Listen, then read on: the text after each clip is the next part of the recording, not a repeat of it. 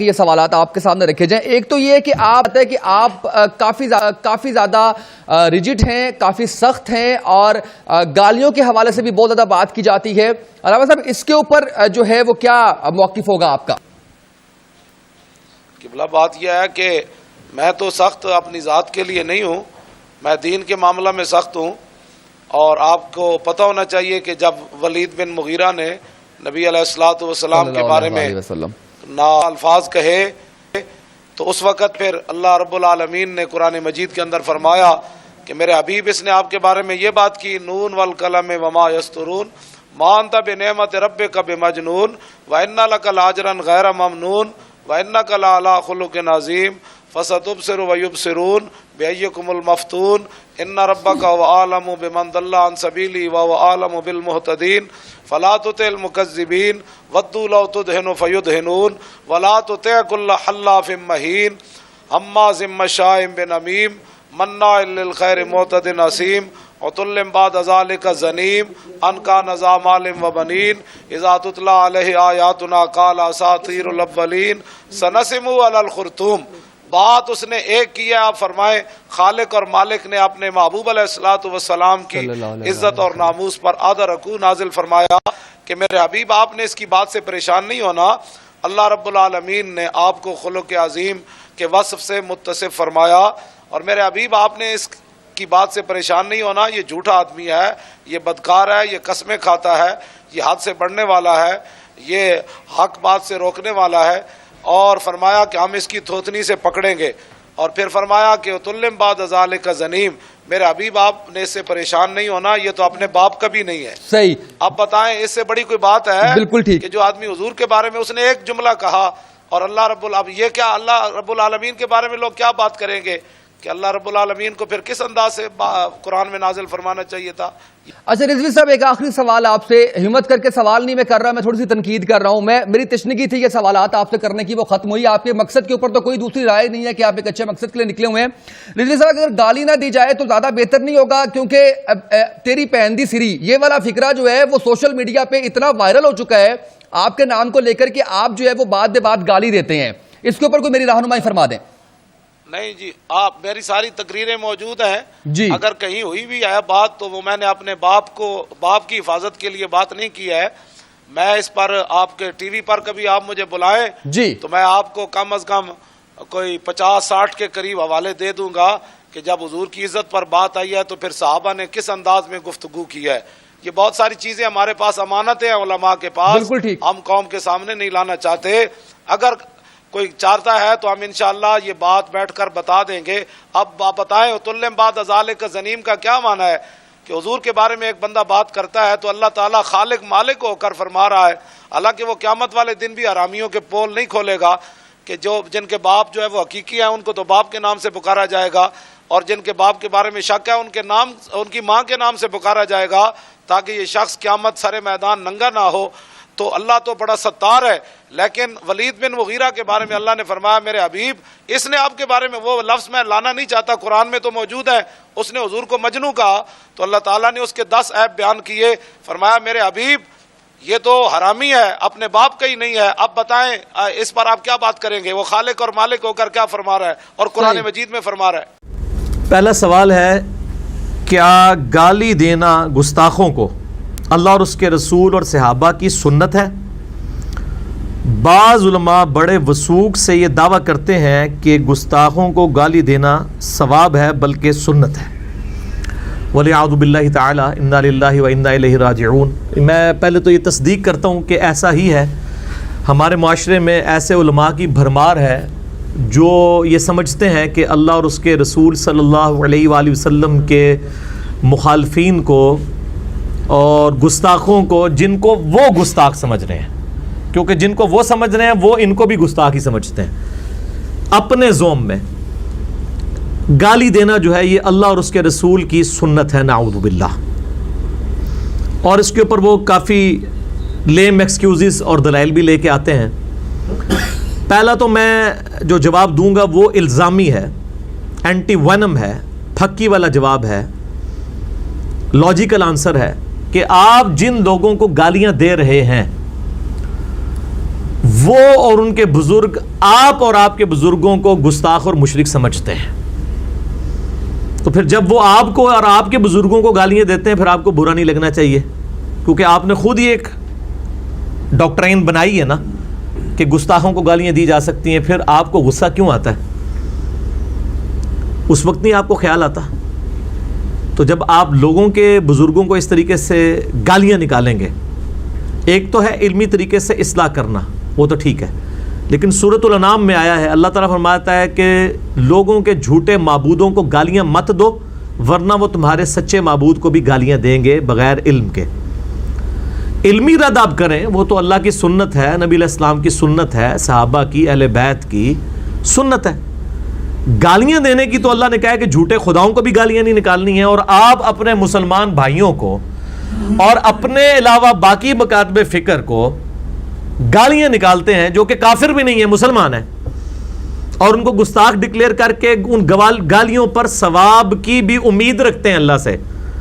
یہ تو جب مریں گے تو لگ پتہ جائے گا تمہوں کہ ثواب لبدا ہے یا چھتر پہندے نے. یہ خود سے انہوں نے چیزیں بنائی ہوئی ہیں. یہ گالی دینا کوئی سنت نہیں اپنے مخالفین کو, نعوذ باللہ من ذالک, بالکل حرام ہے. مسلمان کو گالی دینا حرام ہے. بخاری اور مسلم کی درجنوں حدیثیں اس پر گواہ ہیں, قرآن حکیم کی کئی آیات اس کے اوپر گواہ ہیں. باقی یہ جو انہوں نے دلائل پکڑے ہوئے ہیں وہ بالکل اس طریقے سے نہیں ہے جیسا یہ پیش کرتے ہیں. مثال کے طور پہ کہتے ہیں جی اللہ کی سنت اس طرح ہے کہ اللہ تعالیٰ نے فرمایا تبت یدا ابی لہب و تب, کہ ابو لہب کے ہاتھ ٹوٹ جائیں اور وہ تباہ و برباد ہو گیا. وہ کہتے ہیں دیکھیں اللہ تعالیٰ نے ابو لہب کو گالیاں دی ہیں. ان کو شرم بھی نہیں آتی ہے کہ یہ اپنے فرسودہ عقیدے کو ثابت کرنے کے لیے اللہ کے اوپر جھوٹ باندھ رہے ہیں. اس میں گالی کون سی ہے؟ یہ تو بددعائیہ کلمات ہیں.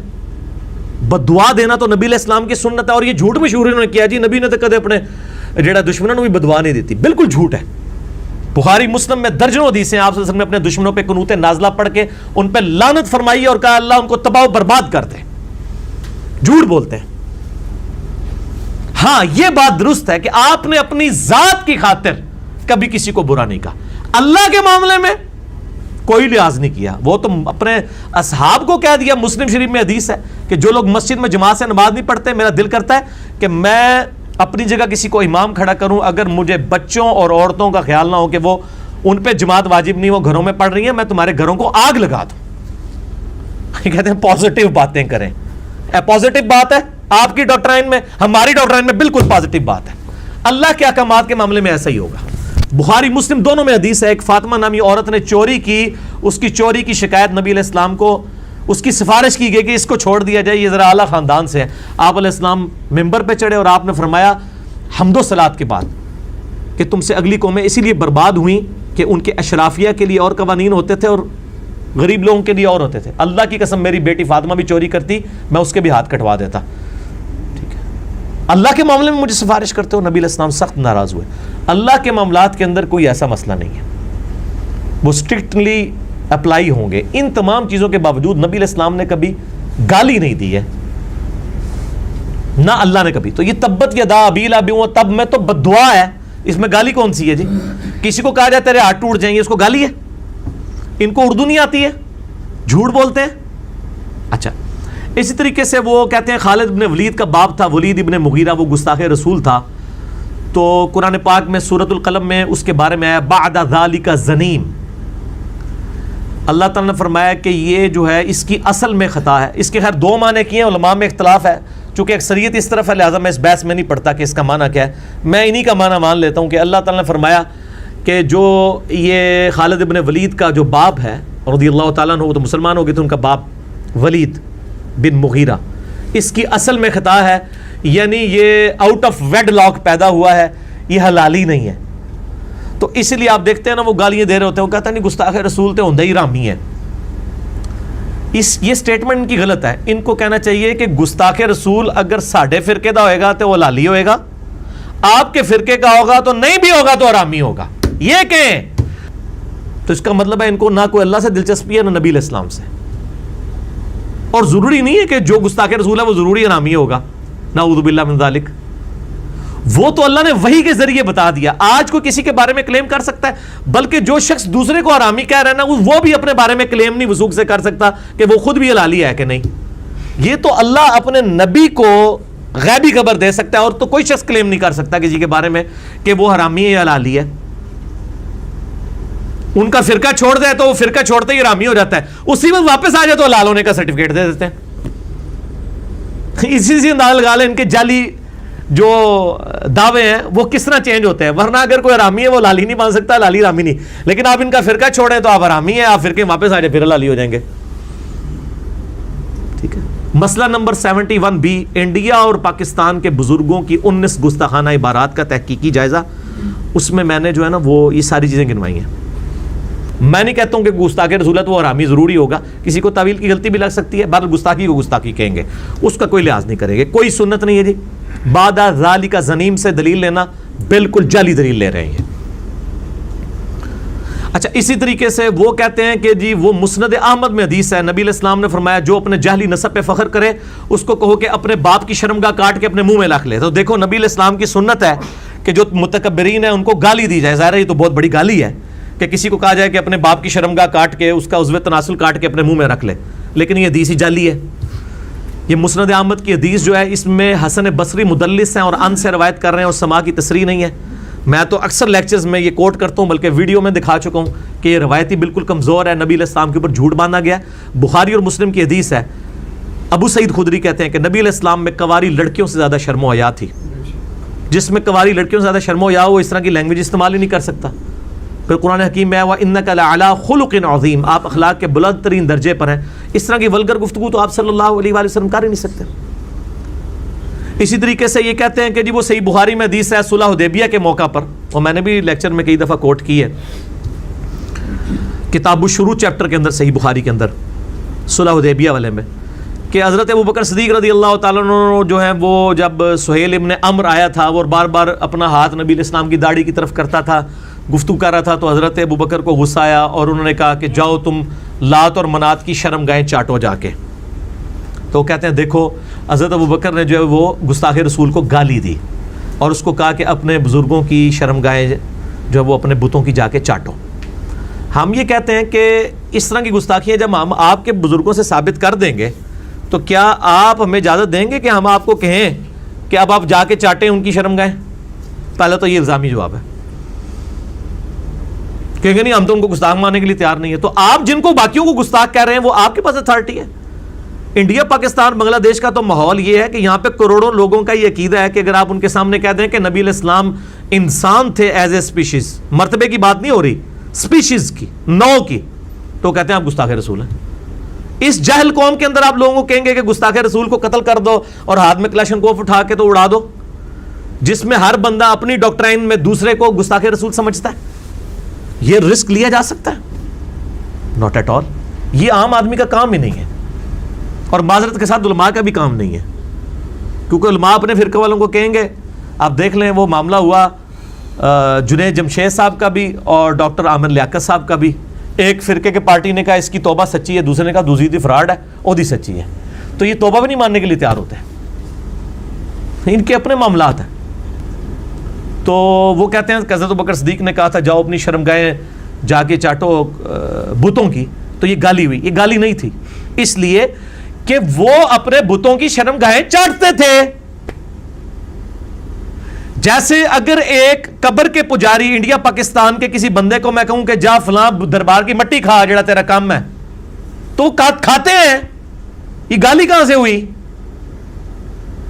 اور پنجاب میں تو آپ کو پتا ہے کہ ایک مزار بھی ہے, ہائے آسپے ہو سارے جی, وہاں پہ جناب پوری آپ سمجھیں کہ نا وہ رسیاں لٹکائی ہوئی ہیں اور اس کے اوپر جو ہے وہ نعوذ باللہ انہوں نے جو ہے وہ شرمگاہیں بنا کے لٹکائی ہوئی ہیں ہزاروں کی تعداد کے اندر. ہاں پنجاب ہمارے پاکستان میں مزار موجود ہے, اور اس کا نام بھی وہی ہے جو پنجابی میں اس کو کہا جاتا ہے نا, وہ علی سرکار انہوں کا نام ہی جے. ہاں تو اب جو اس پہ جا رہے ہیں اور جا کے چڑھاوے چڑھا رہے ہیں, شرمگاہوں کے چڑھاوے چڑھاتے ہیں اتنی بڑی بڑی بنا کے نا وہ, اور وہ ان کو چاٹتے بھی ہیں, سارا کچھ چاہتے ہیں. اب اس کے ماننے والے کو ہم کہیں کہ جاؤ یار تسی وہی سرکار تے جا کے چٹو, تو یہ کون سی گالی ہوگی مجھے بتائیں؟ یہ گالی ہے؟ تو حضرت ابوبکر صدیق نے کوئی گالی نہیں دی. یہ دھوکہ دینا بند کرو. پوری قوم کو بت بنایا ہوا انہوں نے. پوری دنیا میں کیا امیج جا رہا ہے اس امت کا اور اس پاکستانی قوم کا کہ چند لوگوں نے جو ہے یہاں پہ پوری قوم کو یرغمال بنایا ہوا ہے, لوگوں کے اوپر گستاخ رسول اور مشرک اور یہ فتوے لگا رہے ہیں. علماء کی تعداد آٹے میں نمک بھی نہیں ہے جنہوں نے پوری قوم کو لڑوا دیا ہوا ہے. اور یہ دلائل وہ حضرت ابوبکر صدیق کہنا جی ابو بکر دی سنت ہے. تو وہ حضرت ابوبکر نے وہ کہا جو کرتے تھے, وہ خود سے بنا کے گالی نہیں دی ہے کہ تیری فلان دی ہے تو تیری فلان دا ہے. کوئی نہیں ثابت. یہ بالکل جھوٹ بولتے ہیں. گالی دینا حرام ہے. گالی دینا, کافر کو بھی گالی دینا حرام ہے. اسلام میں کوئی اس کی گنجائش نہیں ہے کہ آپ کسی کو گالیاں دینا شروع کر دیں. اور اس کے ثبوت میں نے بتایا سورۃ الانعام میں اللہ تعالیٰ نے فرمایا لوگوں کے جھوٹے معبودوں کو گالی مت دو ورنہ تمہارے سچے کو بھی وہ دیں گے. گالی نہیں دے سکتے. ہاں علمی طریقے سے غلطیاں ہائی لائٹ کر سکتے ہیں, وہ تو پورے قرآن نے کی ہوئی ہیں.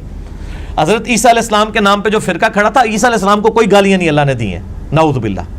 لات منات کو بھی کہیں گالیاں دی قرآن کے اندر. ان کی عقیدوں کی غلطیاں ہائی لائٹ کی ہیں. ٹھیک ہو گیا جی. لہٰذا یہ جب کہیں نا یہ جی گستاخ رسول حرامی اور یہ ہے وہ, ان کو کہیں گے آپ کے پاس وہی نازل ہوتی ہے کہ کسی کے حلالی اور حرامی ہونے کا فیصلہ کریں گے آپ. ٹھیک ہے.